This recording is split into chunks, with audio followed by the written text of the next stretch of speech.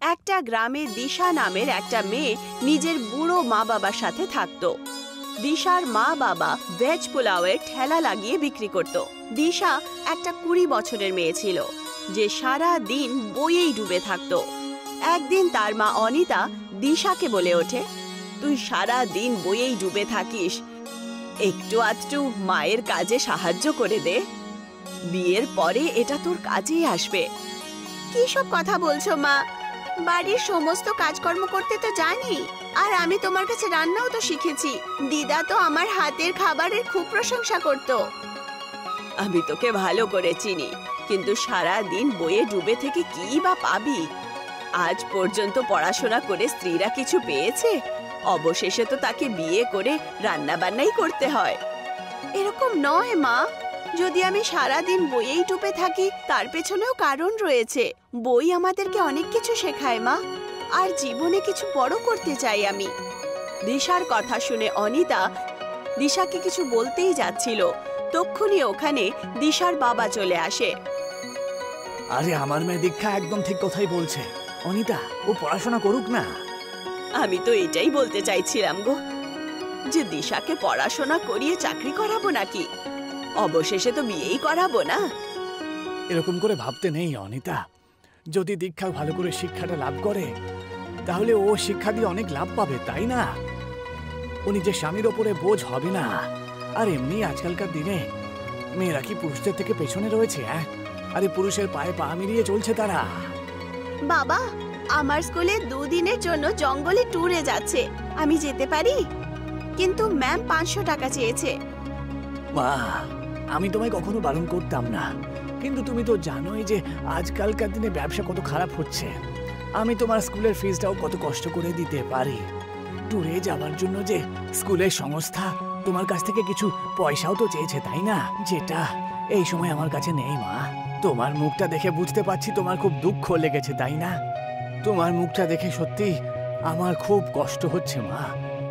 তুমি চিন্তা করো না মা, কালকে আমি কারুর কাছ থেকে পয়সা চেয়ে নিয়ে এসে তোমাকে দিয়ে দেব। বাবার কথা শুনে দিশা খুশির চোটে পাগল হয়ে যায়। এটা কি গো, এখন মেয়ের জন্য পয়সা উধার নেবে? আরে কোনো ব্যাপার না, মেয়েটা পড়াশোনা করতে পারলে তো ও আগামী দিনে অনেক বড় হবে, আমাদের পাশে থাকবে। কিন্তু পরশু আমাদেরকে বাড়ির ভাড়া দিতে হবে যে। পরের দিন রমন আবার নিজের ঠেলা নিয়ে বাস স্ট্যান্ডের কাছে চলে যায়, আর ও এটাই ভাবতে শুরু করে যে সে টাকা কার থেকে উধার চাইবে। তক্ষুনি সে দূর থেকে গ্রামের প্রধানকে আসতে দেখে, যিনি তার কাছেই আসছিলেন। নমস্কার নমস্কার প্রধান মশাই। আরে আরে নমস্কার নমস্কার নমস্কার।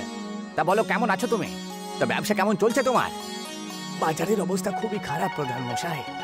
আগে পোলাও বিকেলের মধ্যে বিক্রি হতো, কিন্তু এখন তো কখনো কখনো যেমনকার পোলাও সেরকমই পড়ে থাকে, তাই না? খুবই সমস্যা আমার। আরে আরে রমন, আজকাল হলো চাইনিজ ফুডের যুগ, এখানে নানা রকমের খাবার তৈরি হচ্ছে, আর তুমি মানে এর মধ্যে তোমার এই দেশি পোলাও আর কে খাবে বলো তো? গ্রামের দশা এখন আর আগের মতন নেই ভাই, গ্রামের লোকজনও তো আগের থেকে পাল্টে গেছে। প্রধান মশাই, আমি আপনাকে কিছু বলতে চাই। হ্যাঁ হ্যাঁ হ্যাঁ, বলো বলো, কি কথা বলতে চাও বলো। আমাকে কিছু পয়সা ধার দেবেন আপনি? কত পয়সা লাগবে তোমার? ওই আমার 2000 টাকা মতন লাগবে আর কি। আসলে ব্যাপারটা হলো আমার 1500 টাকা বাড়ির ভাড়া দিতে হবে তো, আর 500 টাকা মেয়ের স্কুলে জমা করতে হবে আমার। আরে তো দীক্ষা স্কুলের ফিজ এখনো দিতে পারোনি নাকি? না, সে তো আমি কবে দিয়ে দিয়েছি প্রধান মশাই। আসলে ব্যাপারটা হলো যে স্কুলের তরফ থেকে বাচ্চারা সবাই ট্যুরে নিয়ে যাচ্ছে, মানে জঙ্গলে, তাই মেয়েটা যেতে চাই তো, সেই জন্য পয়সাটা চাইছিলাম। স্কুলের লোককে 500 টাকা দিতে হবে আমাকে। আরে তোমার কি হয়েছে বলো তো রমন? তোমার ব্যবসা একই খারাপ চলছে, আর তার উপর তুমি বাড়ির ভাড়াও তোমাকে দিতে হবে, এর মধ্যে তুমি তোমার মেয়েকে ট্যুরে পাঠাতেই হবে তোমাকে। মেয়েটা গাছপালা খুব ভালোবাসে প্রধান মশাই, আর সারাদিন ও তো শুধু গাছেদের ব্যাপারে বইয়েতে পড়তেই থাকে। আজকে বিকেলের মধ্যে যদি পয়সাটা আমি না দিই তাহলে মেয়েটার মনে মনে খুব কষ্ট পাবে প্রধান মশাই। প্রধান রমনের কথা শুনে রমনকে খুব ধ্যানপূর্বক দেখে। তক্ষুনি প্রধানের সাথী অভিমন্যু ওখানে পৌঁছে যায়। অভিমন্যু একজন খারাপ স্বভাবের ব্যক্তি ছিল, যে প্রধানের সব সময় কানে কিছু না কিছু বলতো। অভিমন্যু ওদের দুজনের কথা অনেকক্ষণ ধরে শুনল। অভিমন্যু প্রধানের কানে বলল, আরে কি এত চিন্তা করছেন প্রধান মশাই? 1000 টাকারই তো ব্যাপার, তাই না? দিয়ে দিন আপনি। আর এমনিতেই ও ঠেলা গাড়িটা 10,000 টাকা দাম হবে, তাই না? এই সময় ওর ব্যবসা একেবারেই ভালো চলছে না। ও আপনার পয়সা ফেরত দিতে পারবে না। পয়সার বদলে ওর ঠেলা গাড়িটা আপনি নিয়ে নেবেন। পুরো 8,000 টাকার লাভ হবে আপনার, তাই না? অভিমন্যুর কথা প্রধানের মাথায় বসে যায়। তা তুমি এই পয়সা কবে ফেরত দেবে আমাকে? হ্যাঁ প্রধান মশাই, মাত্র আমাকে 2 মাস সময় দিন, তাহলে দিয়ে দেব। তার আগে আমি কত পয়সা আপনার কাছ থেকে নিয়েছি, তাই না? কিন্তু সব সময় পয়সা তো ফেরত দিয়েছি। আরে সেই সময়ের ব্যাপারটা একেবারেই আলাদা ছিল, কিন্তু এই সময়ের ব্যাপারটা একেবারেই আলাদা। আমি ঠিক বুঝলাম না প্রধান মশাই। আরে দেখো রমন, আজকালকার ব্যবসা তো সবারই খারাপ চলছে, তাই না? আমারও ব্যবসা খুবই খারাপ চলছে, তো সেই জন্য পয়সা আমার তাড়াতাড়ি লাগবে। আর একটা 2 নম্বর কথা, পয়সা তো দিয়ে দেবো, কিন্তু কিছু জিনিস তোমাকে বন্ধক রাখতে হবে আমার কাছে। প্রধানের কথা শুনে রমন খুব অবাক হয়ে যায়। রমন জানতো যে প্রধান ভেতর থেকে তো ভালো স্বভাবের লোক। রমন বুঝতে পারল যে কিছুক্ষণ আগেই প্রধানের কানে অভিমন্যু কিছু না কিছু বলেছে, কিন্তু রমন খুব বাধ্য ছিল, কারণ প্রধান ছাড়া গ্রামে আর কেউ ছিল না যে 2000 টাকা রমনকে দিতে পারে। আমার কাছে আর কি আছে বলুন তো প্রধান মশাই? বন্ধক রাখার জন্য তো শুধুমাত্র একটা ভাড়ার বাড়ি রয়েছে। আর কিন্তু আপনি কি আমার কথায় বিশ্বাস করছেন না? আরে ভরসা করার যুগ এখন চলে গেছে। তোমার এই ঠেলা গাড়ি তুমি রেখে দাও না। তোমার 1 মাসের মধ্যে যদি পয়সা আমাকে না দিতে পারো, তাহলে আমি তোমার এই ঠেলা গাড়িটা কবজা করে নেবো। হ্যাঁ, আর সেই নিয়ে কিন্তু তুমি কোনো কথা বলতে পারবে না। রমন গভীর চিন্তায় ডুবে যায় আর বলে, ঠিক আছে প্রধান মশাই, যেমনটা আপনি বলবেন। প্রধান হাসতে হাসতে ওখান থেকে চলে যান। বিকেলবেলা রমন 500 টাকা নিজের মেয়েকে দিয়ে দেয়। দিশা খুশির চোটে বাইরে চলে যায়, আর রমন সমস্ত কথা নিজের স্ত্রী অনিতাকে বলে দেয়। এটা কি করেছো তুমি? তুমি তো ভালো করে জানো যে ওরা ভালো স্বভাবের লোক নয়। প্রধান ভালো স্বভাবের আর দয়ালু ব্যক্তি। নিশ্চয়ই অভিমন্যু তোমার ঠেলার ওপরে লোভ দেখিয়েছে। প্রধান তোমার ঠেলা নিয়ে কি করবে? উনি নিশ্চয়ই তোমার ঠেলাটা অভিমন্যুকে দিয়ে দেবে। তোমার কাছে যখন ঠেলাই থাকবে না, তখন তুমি কি করবে? ততদিনে কিছু না কিছু একটা ব্যবস্থা আমি করেই নেব। এমনিতেই বাড়ি ভাড়ার জন্য পয়সা তো আমাদেরকে দিতেই হবে। 1500 টাকা তো আমাকে এমনিতেই চাইতে হতো। পরের দিন দিশা জঙ্গলে ট্যুরে চলে যায়। দিশা জঙ্গলের ঘন গাছগুলোকে মন দিয়ে দেখছিল। তক্ষুনি তার চোখ পড়ে একটা বুড়ি মহিলার ওপর, আর ওই বুড়ি মহিলা কলা পাতার ভেতরে কিছু রান্না করছিল। কলার পাতার মধ্যে থেকে খুব সুগন্ধ আসছিল। দিশা নিজেকে আটকাতেই পারল না, আর ওই বুড়ি মহিলার কাছে চলে যায়। এটা কি মা? এটা কলার পাতার ভেতরে বানানো বিরিয়ানি সোনা। এটা কি করে সম্ভব হতে পারে? একদম সম্ভব হতে পারে সোনা, আমি এই রেসিপিটাকে জানি। তারপর দিশা সেই মহিলার চেহারাটাকে খুব গম্ভীরভাবে দেখে। আপনার চেহারার লাইনগুলোকে দেখে বুঝতে পারছি যে আপনি এই জঙ্গলে থাকেন না, আর এই রেসিপিটাও এই দেশের নয়। তুমি তো খুবই জ্ঞানী ব্যক্তি বাবু। তুমি কি করে বুঝতে পারলে এটা? আমি সারাদিন বই পড়তে থাকি। আমি কিছু নতুন শিখতে চাই। আমি তোমার থেকে খুব প্রভাবিত হয়ে গেছি। কি নাম তোমার? দিশা। দিশা, দিশা, তুমি একদম ঠিক বলেছ। আমি নিজের যুবক অবস্থাতেই অর্ধেক পৃথিবী ঘুরে নিয়েছি। আমার পরিবারের লোকেরা সবাই আমাকে ছেড়ে বিদেশে গিয়ে শিফট হয়েছে। সেই দিনের পর থেকে এই পৃথিবী থেকে আমার মন একেবারে সরে গেছে। এখন আমি জঙ্গলে একা থাকি। আপনি কি আমাকে এই রেসিপিটা শেখাবেন?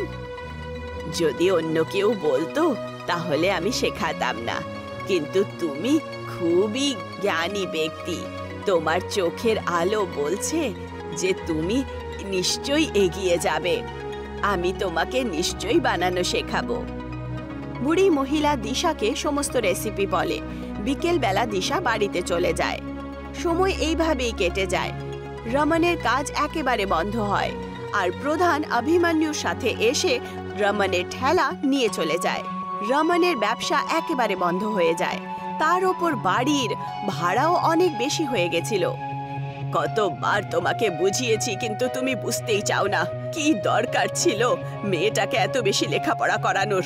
এখন বলো, মেয়েকে লেখাপড়া করিয়ে কি পেলে? ওর স্কুলে যত টাকা খরচা করেছি তত টাকা যদি জমা করতাম তাহলে আমাদের কাজে আসতো আজ। আরে এতে এতে দীক্ষার কোনো দোষ নেই অনিতা। এখনই ওখানে দিশা এসে যায় আর বলে, বাবা আমার কাছে একটা উপায় আছে। কিরকম উপায় সোনা? কিছু মাস আগে যখন আমি জঙ্গলে ট্যুরে গেছিলাম তখন ওখানে একজন বুড়ি মহিলার কাছে আমি একটা বিরিয়ানির রেসিপি শিখেছি। আমার মনে হয় যদি সেই বিরিয়ানি আমরা আমাদের গ্রামের লোকেদের বিক্রি করি তাহলে অনেক লাভ হবে। কিরকম কথা বলছিস তুই? কি বলতে চাইছিস যে তোর বাবা পোলাও বানাতো? অনিতা, আমার মনে হয় দীক্ষা একদম ঠিক কথাই বলছে।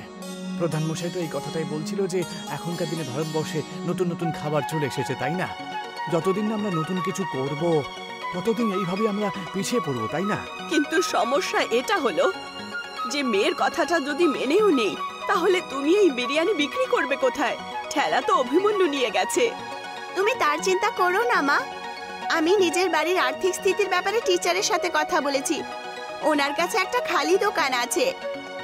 উনি আমাকে বলেছেন যতক্ষণ পর্যন্ত আমরা টাকা না রোজগার করি ততক্ষণ পর্যন্ত দোকানটা আমরা নিতে পারবো। দিশার কথা শুনে রমন খুশি হয়ে যায়। পরের দিন দিশা রমনকে খেতে নিয়ে যায় আর নিজের বাবার সাথে অনেকগুলো কলার পাতা নিয়ে দোকানে চলে আসে। রমন আর অনিতা সেই দোকানের পরিষ্কার পরিচ্ছন্ন আগের থেকেই করে ফেলে। দিশা সেই কলার পাতার ভেতরে বাসমতি চাল আর অন্যান্য জিনিস দিয়ে আগুনের মধ্যে রেখে দেয়। কিছুক্ষণের মধ্যেই পাতার বিরিয়ানি তৈরি হয়ে যায় আর সুগন্ধ বেরোয়। তার গন্ধ এত সুন্দর ছিল যে ওখান দিয়ে যেই লোকেরাই যাচ্ছিল তারা নিজেদেরকে আটকাতে পারলো না। একজন ব্যক্তি সঙ্গে সঙ্গে আসলো আর বলল, আরে আপনার দোকান থেকে খুব ভালো ভালো গন্ধ বেরোচ্ছে তো। এটা কি কোনো নতুন হোটেল নাকি? হ্যাঁ, রমন কিছু বলার আগেই দিশা সেই লোকটাকে বলে ওঠে, আপনি একদম ঠিক বুঝেছেন, এটা আমাদের নতুন হোটেল, কলার পাতার বিরিয়ানির হোটেল। ওই ব্যক্তি সঙ্গে সঙ্গে সেই দোকানে একটা টেবিলে বসে যায় আর বলে, আমিও এক প্লেট খেতে চাই অবশ্যই। দিশা তাকে গরম গরম বিরিয়ানি এনে দেয়। ওই ব্যক্তিটা দেখতে দেখতেই বিরিয়ানির 4-5 প্লেট খেয়ে নেয়। দারুণ লাগলো আমার। তা কত হলো? 2000 টাকা। ওই লোকটা হাসি খুশি 2000 টাকা দিশাকে দিয়ে দেয়। ওই লোকটা শহরে থাকতো আর একজন ফেমাস ইউটিউবার ছিল। আরে এই ধরনের খাবার আমি আমার জীবনে প্রথমবার খেয়েছি। আমার তো মনে হয় না ভারতে অন্য কোথাও তৈরি হয়। আপনার যদি কোনো আপত্তি না থাকে আমি কি আপনার একটা ফটো কলার পাতার বিরিয়ানির সাথে সোশ্যাল মিডিয়াতে পোস্ট করতে পারি কি? হ্যাঁ নিশ্চয়ই, এতে তো আমাদের হোটেলেরই লাভ হবে। সেই লোকটা দিশার একটা ছবি কলার পাতার বিরিয়ানির সাথে তুলে নেয় আর ফেসবুকে আপলোড করে দেয় আর ওখান থেকে চলে যায়। রমন 2000 টাকা দেখে খুব খুশি হয়। এত টাকা ও 10 দিনেও রোজগার করতে পারতো না। দেখলে অনিতা, মা পড়াশোনা করে কত লাভ করেছে। একবার ভেবে দেখো, যদি ওকে পড়াশোনা না করাতাম তাহলে আজকে আমাদের কি অবস্থা হতো। তুমি একদম ঠিক বলছো। আমি তো নিজের ভাবনার ওপরে খুব খারাপ পাচ্ছি। কিছুদিনের মধ্যেই দেখতে দেখতে দিশার সেই ফটো সমস্ত ইন্ডিয়ায় ভাইরাল হয়ে যায়। দিশার হোটেল থেকে দূর দূর থেকে কলার পাতার বিরিয়ানি খেতে আসতে শুরু করে। কিছু মাসের মধ্যেই রমন সেই দোকানটা দিশার টিচারের থেকে কিনে নেয়। এখন রমনের একটা অনেক সুন্দর বাংলো ছিল আর সেই গ্রাম দিশার গ্রাম দেশ ভরে প্রসিদ্ধ হয়ে ওঠে। কিন্তু এই কথাটা অভিমন্যু সহ্য করতে পারল না। ও প্রধানকে বলে, আরে প্রধান মশাই, ও তো আপনাকে অপমান করলো। আপনার গ্রামের নাম আপনার জন্য না হয়ে বরং দীক্ষার জন্য প্রতিষ্ঠিত হচ্ছে। প্রধান অভিমন্যুকে কিছু বলতো তার আগেই প্রধানের স্ত্রী ক্রোধিত হয়ে ওখানে আসে। এখন তোমার ঘরে আসার কোনো দরকার নেই। আরে এসব তুমি কি বলছো? আরে ও আমার পাশে থাকে সব সময়। তোমার সাথী নয় বরং তোমার শত্রু। আরে দিশাকে তো পুরস্কার দেওয়া উচিত। দিশার কারণে আমাদের গ্রামের নাম কত প্রসিদ্ধ হয়েছে, আমাদের বাচ্চাদেরকে এগিয়ে যাওয়ার প্রেরণা পেয়েছে। এই অভিমন্যু সারা দিন গ্রামবাসীদের বিরুদ্ধে তোমার কানে বলে আর তোমার মাথা খারাপ করে। এর কারণেই তোমার ছবি কত খারাপ হয়েছে তুমি সেটা জানো না। প্রধান নিজের স্ত্রীর কথা বুঝতে পারে। সে অভিমন্যুকে ধাক্কা মেরে বাড়ির বাইরে বার করে দেয়। বিকেলবেলা প্রধান আর তার স্ত্রী রমনের হোটেলে বিরিয়ানি খেতে পৌঁছে যায়। আমাকে ক্ষমা করে দাও ভাই, আমি তোমার সাথে অনেক অন্যায় করেছি, তাই না? অভিমন্যুর কথা শুনে আমি তোমার কাছ থেকে তোমার ঠেলাগাড়ি কেড়ে নিয়েছিলাম। সেরকম কিছু ব্যাপার নয় প্রধান মশাই, এসবই ঈশ্বরের লীলা। আপনি যদি এমনটা না করতেন, আমি তাহলে এত বড় লোক কি করে হতাম? কিন্তু আমি যত বড়ই লোক হই না কেন, কারণ আপনি হলেন এই গ্রামের প্রধান মশাই। দিশার কলার পাতার বিরিয়ানি আজও শহর থেকে খাওয়ার জন্য আসে। রিয়া ওর কলেজের প্রথম দিন নিজের সিটে একা একা বসে নিজে টিফিন খাচ্ছিল। কলেজের প্রিন্সিপালের মেয়ে নয়না ও দুই বান্ধবীর সাথে রিয়ার কাছে আসে। নয়না ভীষণ অহংকারী মেয়ে ছিল, আর ক্লাসে সবাই ওকে ভয় পেত। এই মেয়ে, নতুন নাকি? হ্যাঁ, আজ আমার প্রথম দিন। টিফিনে কি আছে তোর? ম্যাগি। নয়না ও টিফিনটা নিয়ে খেতে শুরু করে। অর্ধেক টিফিন খেয়ে ও বলে, তোর মার তো বিরিয়ানির দোকান আছে, তাই না? ম্যাগি এত বাজে বানিয়েছে, তাহলে বিরিয়ানি কত বাজে বানায়? হ্যাঁ। মায়ের সম্পর্কে এরকম কথা শুনে রিয়ার একদম ভালো লাগেনি, আর ও নয়নাকে জবাব দিল, অর্ধেক টিফিন খেয়ে নিয়ে এলে আর এখন বলছো আমার মা ভালো খাবার বানায় না? কারণ মায়ের সম্পর্কে এসব কথা বলা উচিত নয়। আজকের আশা মেয়েটা নয়নাকে উল্টে জবাব দিল।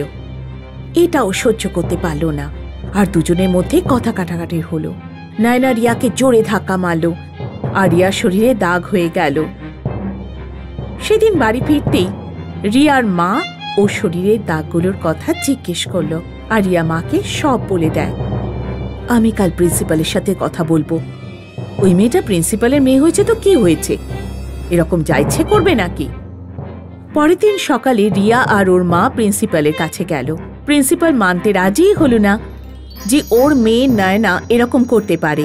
উল্টে তিনি রিয়াকে মিথ্যেবাদী বানানোর চেষ্টা করলেন। রিয়া মন খারাপ করে ক্লাসে চলে গেল, আর ওর মা নিজের দোকানে। আজ আবার কিছু করেছে তোর সাথে ওই মেয়েটা? হ্যাঁ মা, যখন টিফিন খেতে বসলাম তখন সবাইকে আমার টিফিন নিয়ে বাজে কথা বলছিল, আর সবাই আমাকে দেখে হাসছিল। শোনা, কাল আমি তোর পুরো ক্লাসের জন্য ভালো করে বিরিয়ানি বানিয়ে পাঠাবো। রিয়া আর ওর মা দুজন দুজনকে দেখে হাসতে লাগলো। ওদের হাসিতে একটা রহস্য লুকিয়েছিল, একটা জাদুর রহস্য। পরের দিন রিয়া স্কুলে পৌঁছতেই সবাই ওর ব্যাগ থেকে বিরিয়ানির গন্ধ পেল।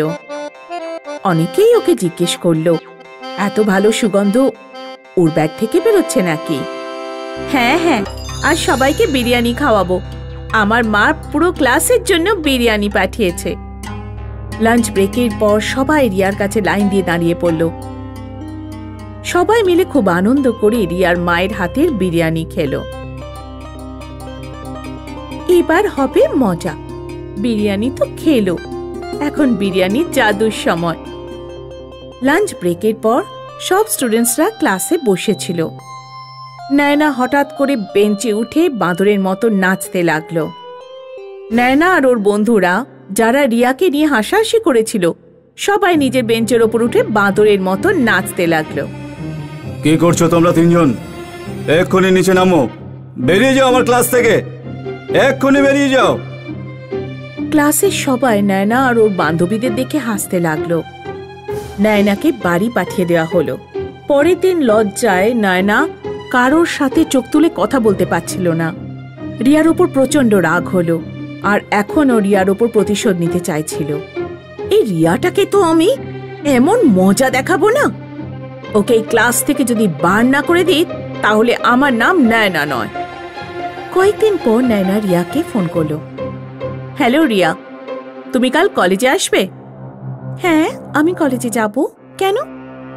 আসলে তোমার মায়ের হাতের বিরিয়ানি খেতে ইচ্ছে করছে, খুব টেস্টি হয়েছিল সেদিন। তুমি চাইলে আমি তার জন্য টাকা দিয়ে দেবো, একটু বেশি করে নিয়ে এসো, আমি আমার বাবাকেও খাওয়াতে চাই। হ্যাঁ নিশ্চয়ই, কেন আনবো না। কাল আমি টিফিনে তোমার আর স্যারের জন্য বিরিয়ানি নিয়ে আসবো।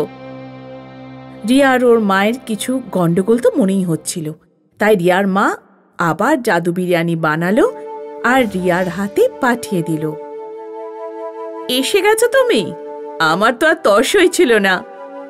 চলো বাবাকে দিয়ে আসি। কিন্তু প্রিন্সিপাল স্যার তো এখন মনে হয় মিটিংয়ে আছেন। এত ভালো বিরিয়ানি খেলে উনি নিজের মিটিং নিজেই ক্যান্সেল করে দেবেন। তুমি নিজের হাতে বিরিয়ানি দিও ওনাকে। ওনারও তো জানা প্রয়োজন তোমার বিরিয়ানির জাদুর ব্যাপারে। যাও ওনাকে বাইরে ডেকে আনো। রিয়া প্রিন্সিপালের কেবিনের ভেতর ওনাকে ডাকতে যায়। নায়না সুযোগ বুঝে ওর বাবার বিরিয়ানিতে পেট খারাপ করার ওষুধ মিশিয়ে দেয়। প্রিন্সিপাল তখন নায়নাকেও ভেতরে ডাকে। কি হলো নয়না মা? তুমি তো জানো আমি একটা ইম্পর্টেন্ট মিটিংয়ে আছি। হ্যাঁ হ্যাঁ বাবা, তুমি শুধু এই বিরিয়ানিটা 1 চামচ খেয়ে দেখো, তুমি সব বুঝতে পারবে। দারুণ সুস্বাদু বিরিয়ানি, আমিও খেয়েছি। আমি চাই যে তুমি রিয়ার মায়ের হাতের বিরিয়ানি খাও। প্রিন্সিপাল বিরিয়ানি টেস্ট করে আর ভীষণ খুশি হয়। প্রিন্সিপাল স্বাদ উপভোগ করতে করতে বিরিয়ানি খায়। নায়না অপেক্ষা করে থাকে যে কিছু একটা গন্ডগোল হোক, কিন্তু ওর বাবা তো আনন্দ করে বিরিয়ানি খাচ্ছিল। বাহ মা, বিরিয়ানি তো সত্যিই খুব সুস্বাদু হয়েছে। বাহ রিয়া, তোমার মাকে আমার পক্ষ থেকে ধন্যবাদ জানিও। বাবা, তোমার কিছু হচ্ছে না? আমি তো শুধু এই বিরিয়ানিকে ভালোবেসে ফেলেছি মনে হচ্ছে। এরকম বিরিয়ানি আমি তো আজ পর্যন্ত কোনোদিন খাইনি। কি হলো, খাও, এসো এসো। নায়না না করা সত্ত্বেও প্রিন্সিপাল ওকে 2 চামচ বিরিয়ানি খাইয়ে দেয়। নায়নার পেটে যন্ত্রণা শুরু হয়ে যায় আর ও মাদুরের মতো চুলকাতে শুরু করে। বাপরে, আমার এসব কেন হচ্ছে? এটা তো বাবার হওয়ার কথা ছিল। নায়না দৌড়ে টয়লেটে চলে যায়। ফিরে এসে আবার বাদুরের মতো চুলকাতে চুলকাতে কিছু বলে। পেট খারাপ করার ওষুধটা তো তোমার জন্য মিশিয়ে দিয়েছিলাম আমি। আমার উপর প্রতিক্রিয়া হচ্ছে কেন? তোমার মিটিং নষ্ট করতে চেয়েছিলাম। এখানে আমার পেটে গন্ডগোল হয়ে গেছে।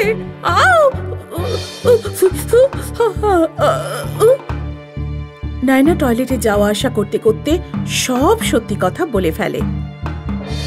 আমি সব সময় তোমার প্রিন্সিপাল হওয়ার সুযোগ নিতাম। তুমি কখনো বুঝতেই পারোনি যে তোমার মেয়ে কতটা চালাকি করতে পারে। নায়না জাদু বিরিয়ানির জন্য সব সত্যি কথা বলে ফেলল, বিরিয়ানি থেকে শুরু করে নিজের চালাকি পর্যন্ত। এই শুনে প্রিন্সিপাল রেগে আগুন হয়ে যায় আর নায়নার উপর চিৎকার করতে লাগেন। প্রিন্সিপাল রিয়ার কাছে ক্ষমা চান আর ওকে ক্লাসে যেতে বলেন। রিয়া হাসতে হাসতে নিজের ক্লাসে চলে যায় আর প্রিন্সিপাল নিজের মেয়ের ক্লাস নিতে থাকে। সুনীল আর আসিফ দুজনে বন্ধু ছিল।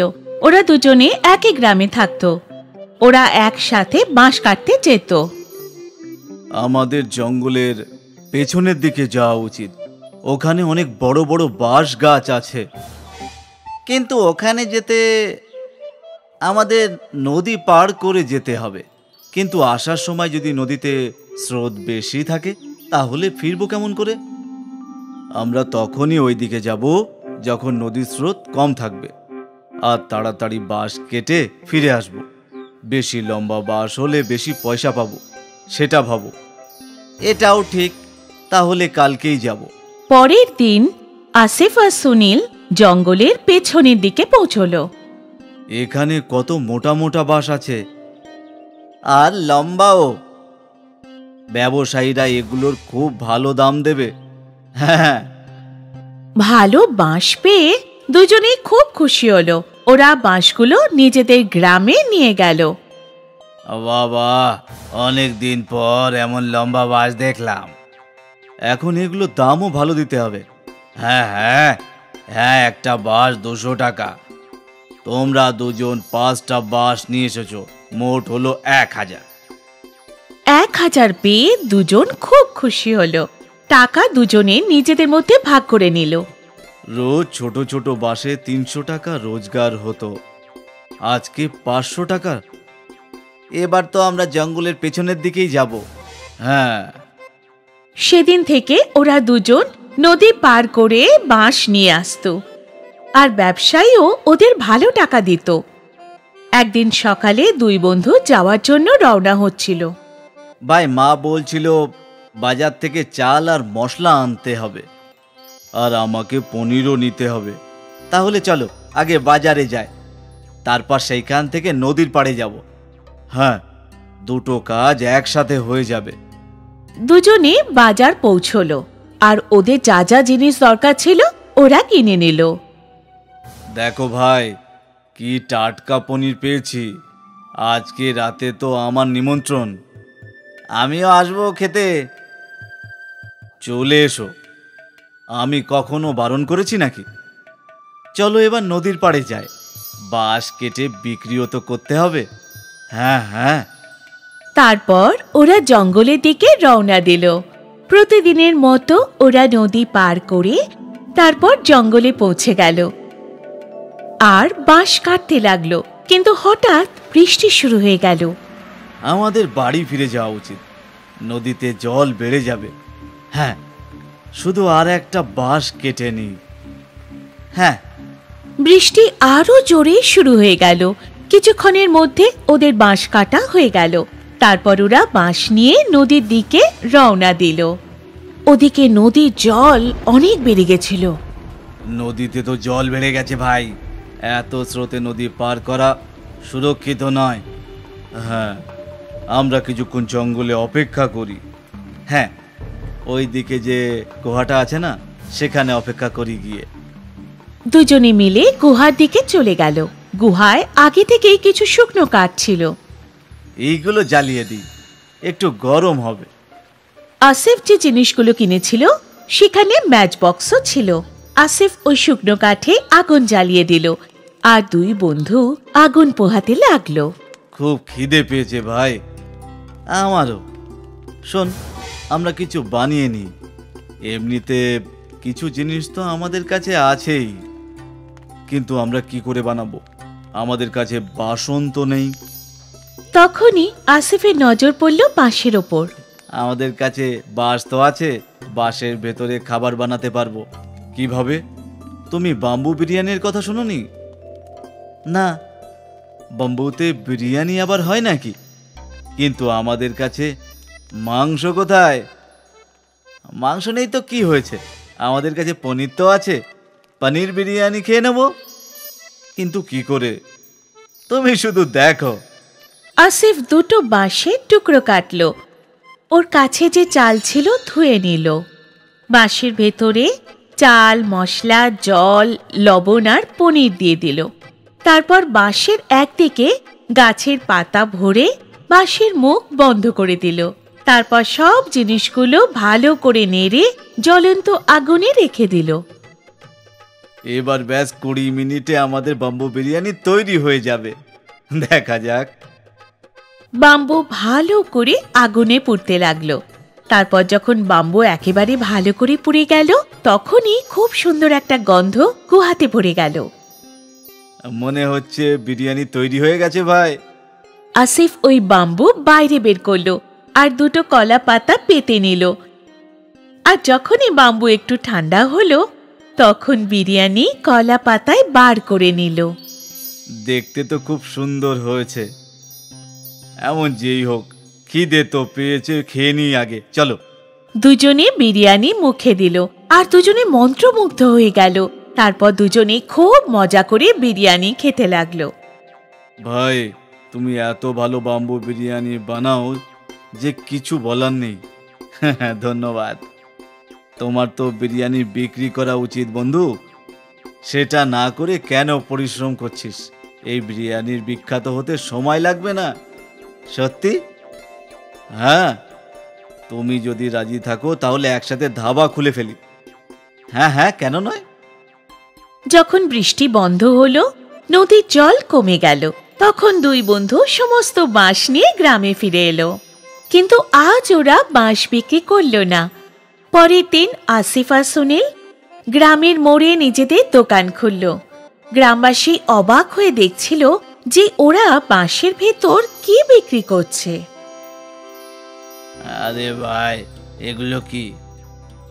এগুলো বাম্বু বিরিয়ানি কাকা, পনিরের বাম্বু বিরিয়ানি।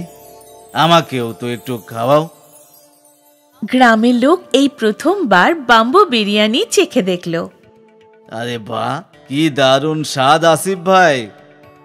এইরকম বিরিয়ানি সারা জীবনে খাইনি, খুব ভালো লাগলো। আসিফ আর সুনীলের বাম্বু বিরিয়ানি গ্রামে বিখ্যাত হয়ে গেল। গ্রাহক ভিড় করে দাঁড়িয়ে বাম্বু বিরিয়ানি খেতে লাগলো। আসিফ আর সুনীলের রোজগার অনেক গুণ বেড়ে গেল। তারপর আর কি, সুনীল আর আসিফ মজদুরি ছেড়ে বাম্বু বিরিয়ানি বিক্রি করতে শুরু করে দিল। ওরা দিন রাত 4 গুণ উন্নতি করতে লাগলো। অনেক দূর দূর থেকে লোক বাম্বু বিরিয়ানি খেতে আসতো। আর দেখতে দেখতে ওদের গ্রামে একটা বড় হোটেল খুলে গেল, আর দুজন অনেক বড় লোক হয়ে গেল। কোনোদিনও ভাবিনি যে এইসবও হতে পারে। আমিও কোনোদিন ভাবিনি ভাই, সেদিন আমাদের ভাগ্য বদলে দিতেই বৃষ্টি নেমেছিল। হ্যাঁ, সেদিন বৃষ্টি না হলে আমরা ফেঁসে যেতাম না, আর কোনোদিন বাম্বু বিরিয়ানিও বানাতাম না। ভাই, এসব আগে থেকেই লেখা ছিল। বিধাতা আগে থেকেই সবার জন্য ভাগ্য লিখে দেয়। আমরা তো শুধু পুতুল, ভগবানের দেখানো রাস্তায় শুধু হাঁটি। হ্যাঁ, একদম তাই। বাম্বু বিরিয়ানি আসিফ আর সুনীলের কপাল বদলে দিল। ওরা দুজনে জীবনের অনেক বড় ব্যাপার বুঝতে পারল। বিপদে পড়লেই জীবনে নতুন পথ খুঁজে পাওয়া যায়, আর ভাগ্য কবে বদলে যাবে সেটা বলা যায় না।